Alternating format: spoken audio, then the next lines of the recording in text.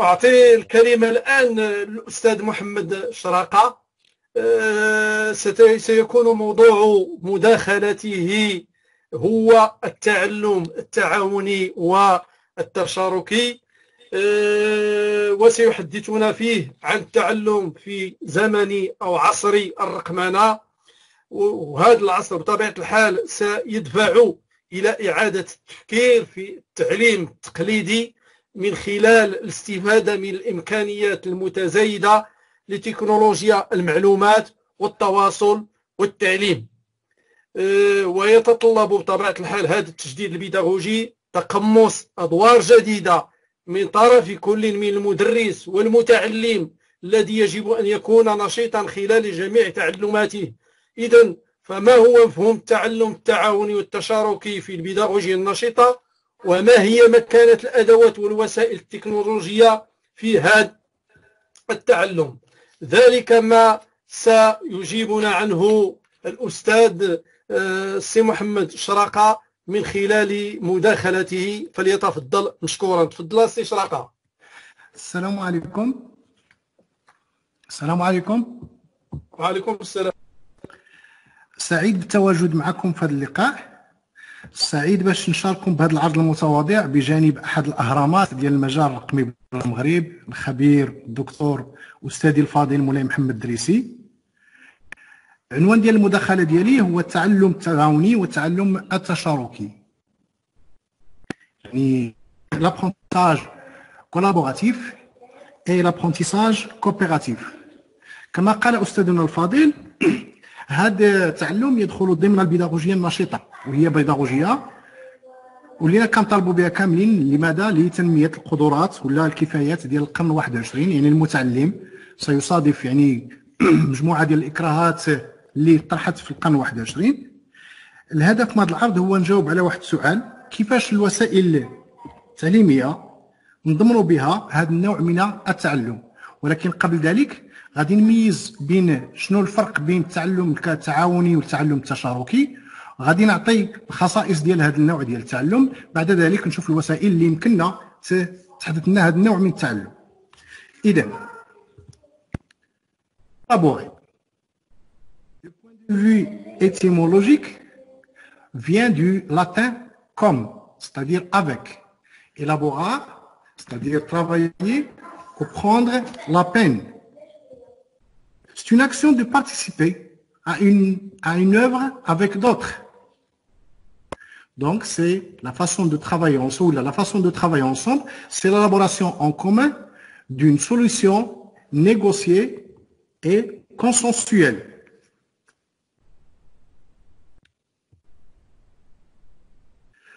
Dans le cadre d'un travail réalisé de façon collaborative, il n'y aura aucune répartition des tâches dans le travail à entreprendre entre les participants. La tâche, en effet, sera élaborée par l'ensemble des participants. Une fois le travail réalisé, on ne peut pas identifier le travail fourni pour chacun. Ce type de travail se base essentiellement sur les capacités de communication et d'interaction de chacun. Par contre, dans l'apprentissage coopératif, la coopération, c'est opérer ensemble, c'est-à-dire partage des tâches. Dans un apprentissage coopératif, il y a partage des tâches entre les différents participants et une mise en commun par juxtaposition des apports de chacun. On parle de travail coopératif quand deux ou plusieurs personnes travaillent conjointement dans un même objectif. كاين un petit problème كان مازال الاخر كتبان. s'il vous plaît سعناوي. لا سي شرقة عاود البارطاج. شي واحد يمكن دخل في البارطاج. Bien une coopération. Troisième élément dans cette définition, c'est que l'enseignant change de rôle, il devient qu'un simple médiateur. Il joue le rôle de médiation dans les activités entreprises par les apprenants. Je reviens à ce qu'a évoqué M. Moulay Drissi. Comme vous savez bien, les différents courants qui ont montré ou qui ont marqué la pédagogie se répartissent toujours avant, dans une pédagogie traditionnelle, autour d'un triangle qu'on appelle le triangle pédagogique, évoqué déjà par Hussein en 1988, et qui conçoit qu'il y a trois composantes essentielles, les savoirs, l'apprenant et l'enseignant. Et puisque dans ce type d'apprentissage, c'est-à-dire l'apprentissage collaboratif et coopératif, il y a une interaction entre les apprenants. Ce triangle ne permet pas de donner des éclairages quant à l'interaction entre les apprenants. Donc, c'est pour cela que Marcel Lebrun, en 2011, comme a dit M. Drissi, a évoqué un modèle qu'on appelle le pentagone de Lebrun. Je vais le reprendre ici d'une façon brève. Il est composé de 5 éléments: la motivation, l'information, l'activité et la production.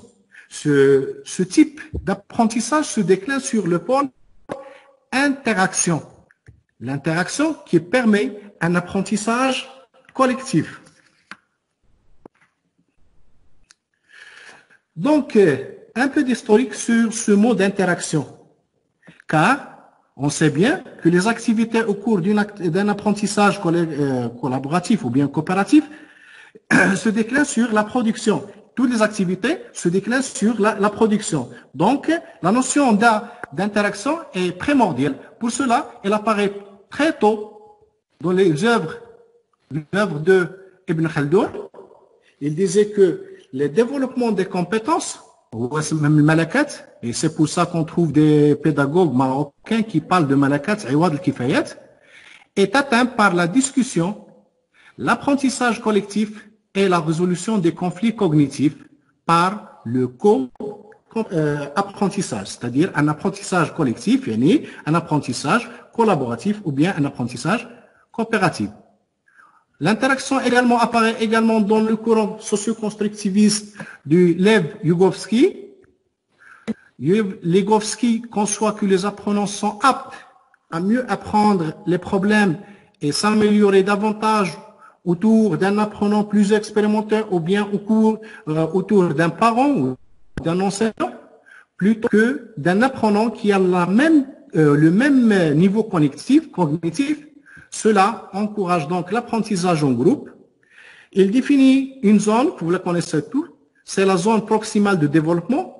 Cette zone augmente nettement le potentiel d'un enfant ou d'un apprenant qui apprend plus efficacement.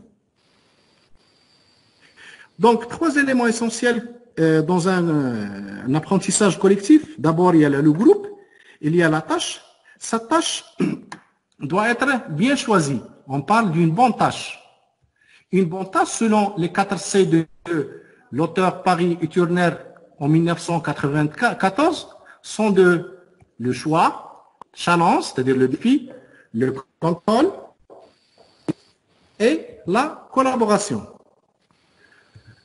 Pour le choix d'une tâche par l'enseignant, c'est l'enseignant qui définit l'espace de manœuvre.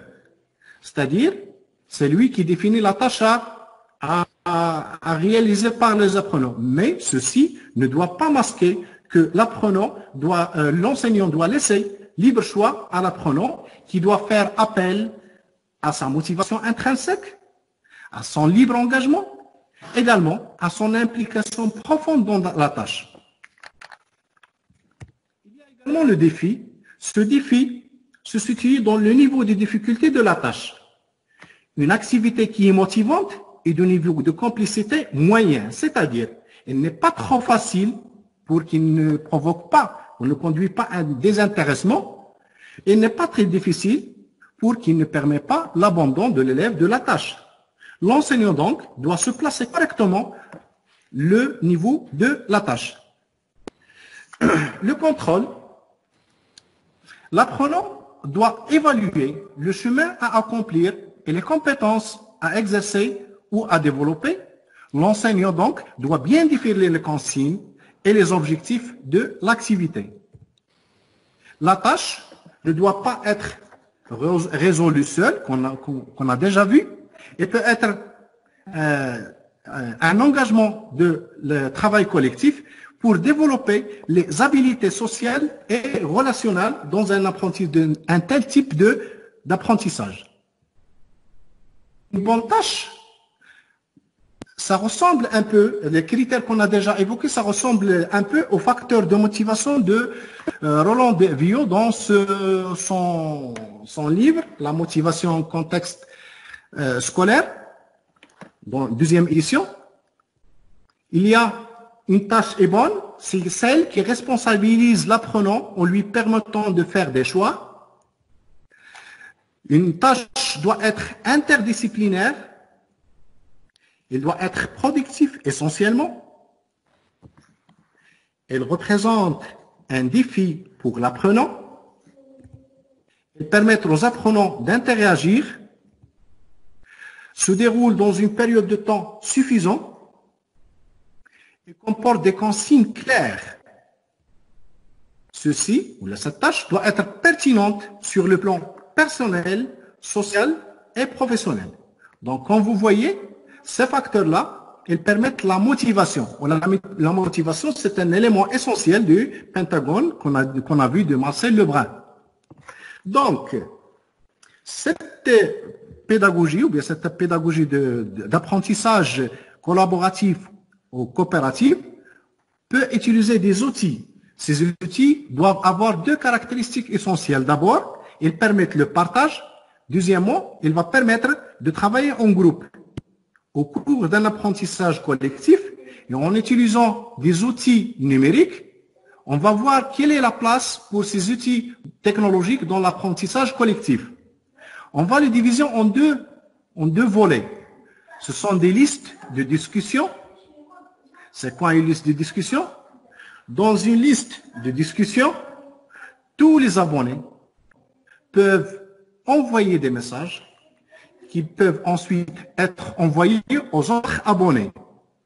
Ainsi, l'enseignant peut associer la liste de division de l'une des secours, ce qui va constituer pour l'apprenant d'abord un véritable courrier, car il peut poser des questions qu'il n'ose pas poser dans l'auditoire.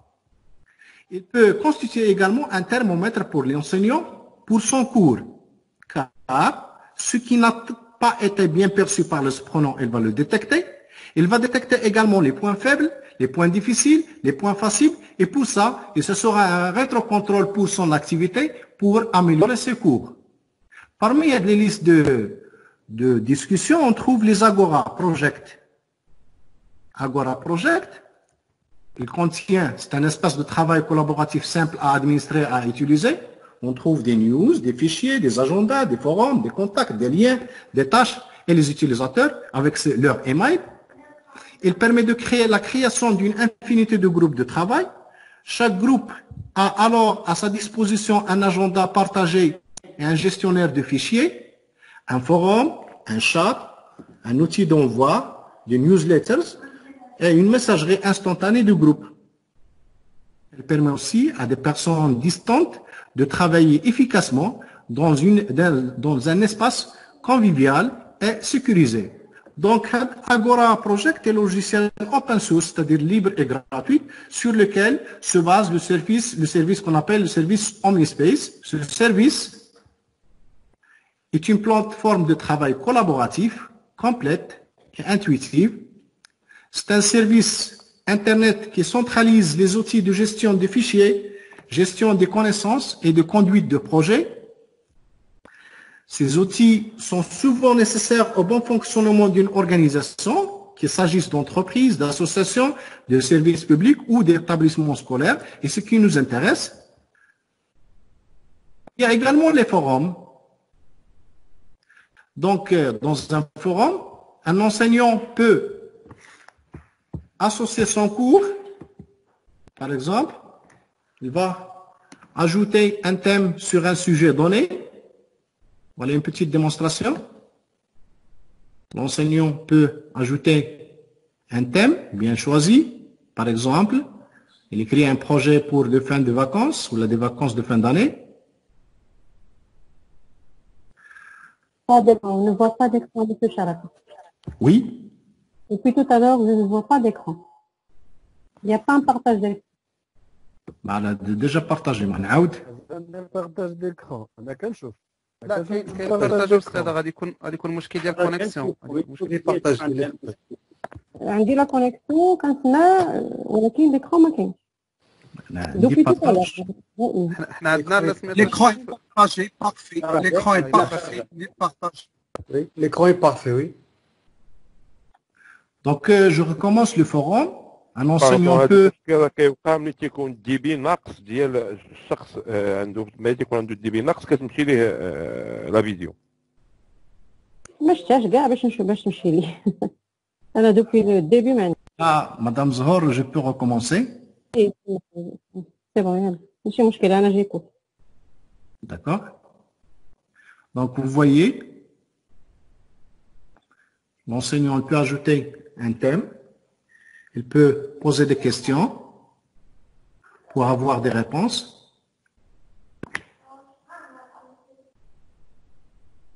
Donc, le forum de discussion est un système d'échange de messages combinant un grand nombre d'ordinateurs différents et l'on résulte un fonctionnement différent de celui-ci, d'un site web, même si à première vue, certains ne voient pas cette différence, mais il y a une différence entre le site web et le forum. Donc, d'autres places pour la technologie, comme j'ai dit, c'est la liste de diffusion. Une liste de diffusion, c'est la communication entre les membres du groupe. Cette communication est établie par des réseaux sociaux, par des plateformes, par des blogs, ce qui permet un échange de messages, questions-réponses, ou bien une conversation par image.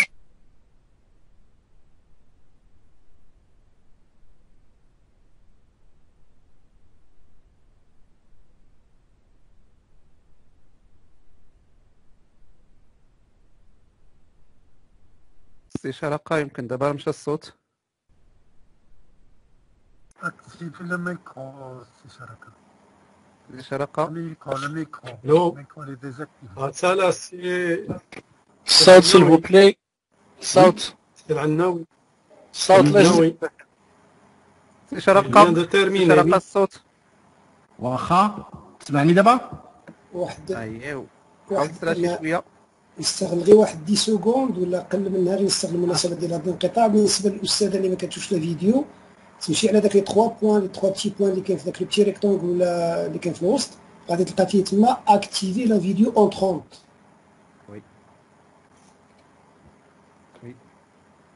الو سي العناوي. لان غادي تكون ديزاكتيفي لا فيديو اون 30. وي سي عبد الوهاب غادي نعطيو شي كالكو مينوت لسي دونك شرقة. Je vais boucler. Donc, la deuxième place des outils technologiques d'apprentissage collectif, c'est la liste de diffusion. Cette liste de diffusion permet la communication entre les membres de groupes, comme les réseaux sociaux, les plateformes et les blogs. Elle permet un échange de messages, questions-réponses, et permet également une conversation par image en temps réel. L'exemple, ce sont les expériences d'enseignement en ligne en utilisant le célèbre comme le Tilmid Teams, etc. Et merci pour votre attention. العناوي. الو. ميرسي سي محمد. سي عبد الوهاب. الو. Merci Sishraka de nous avoir éclairé sur un certain nombre de concepts et de nous corriger un certain nombre de confusions et partager avec nous les différents types termes, expressions, concepts et notions de base qui vont évidemment qui vont nous permettre de naviguer facilement dans l'apprentissage à l'ère du numérique. Évidemment, vous avez su également répondre à une question concernant les garanties du type de cet apprentissage. Vous avez su nous donner des définitions claires sur l'apprentissage collaboratif et coopératif. Et vous avez su évidemment de nous rappeler de la zone du développement proximal de l'élève Vygotsky, qui est un espace dans lequel on peut travailler. Et enfin, vous avez terminé avec les outils de l'apprentissage collaboratif et coopératif. Donc, merci encore une fois.